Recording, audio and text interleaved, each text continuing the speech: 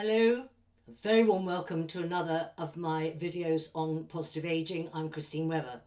Now, as some of you know, I do write a column across several papers in East Anglia, and recently I wrote about special relationships, and that really hit the spot for a lot of people. So I thought I'd return to the subject and do one of these videos on it. So, what do I mean by that? Well, often, particularly this time of year when you can't get out and about as much and the inclination is to stay home, those of us are either not in a very good relationship or more commonly are single for whatever reason, do feel very isolated. And often we think, wouldn't it be nice to have somebody special in my life? That's a very understandable reaction. So, what do we mean though by special? How special is special? And that is probably the first question you need to ask yourself. Of course, people of all ages do have designs on other people's bodies and want to have a passionate relationship and often achieve it. And I remember years ago when my husband was prescribing Viagra in the very early days, 1998, a lovely gent of about 85 who wanted to get close up and personal with a lady in his nursing home. And I think it went very well for both of them. So that can happen. But equally, I want to say to you today that it's fine if you want the sort of special relationship that involves being on the phone to each other, maybe having holidays together, maybe eating together or cooking for each other, but you wanted to stop short of the bedroom door for whatever reason, then that is fine too. And when you're looking for somebody, and if you're getting on well with somebody, and this could be somebody who is in the choir that you've joined or the Amdram or a French class, because it usually happens when you're making an effort to socialize and be with people. When that is going well, then I think it's fine to have that conversation and to say, at the moment, I certainly don't want to do anything that is intimate. I don't feel ready for that. And you may be surprised that the other person says, oh, thank goodness, because that's how I feel. And I'd like to just say to the women watching this, don't assume that all men want to take things further, because they don't. Sometimes people have been hurt, sometimes they're very worried about their performance, all sorts of things. Sometimes they just don't want that level of closeness. So be frank about it, and that's the fair and honourable thing to do. The second thing is, do keep your mind open to lots of different options. When we're young, we're looking for a life partner who will be the father or mother of our children.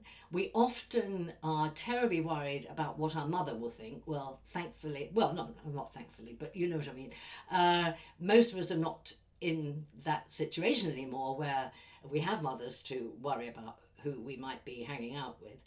And also, don't feel you must select from the normal pool.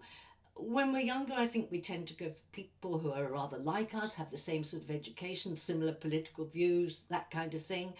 Now is the time to let your imagination fly. Somebody from a completely different country with different views, with different education, could be just what you need now. And don't also assume that you couldn't find that special relationship with somebody of the same gender, because trust me, I know a number of people, two women in particular, who were entirely heterosexual and say they never had any thoughts of other women during their marriages, who just like each other a lot, and one thing has led to another, and they are having an intimate and fulfilling relationship.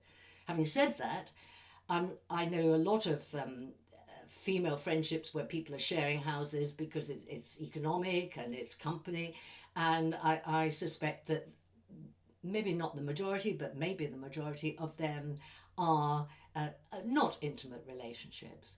But what I would say is, you're entitled to your views, and if you want to have something a bit more special in your life, then go and try and find it. I know that sounds like a lot of effort, and everything in these videos I think is a lot of effort. I think I'm always trying to get you to make an effort.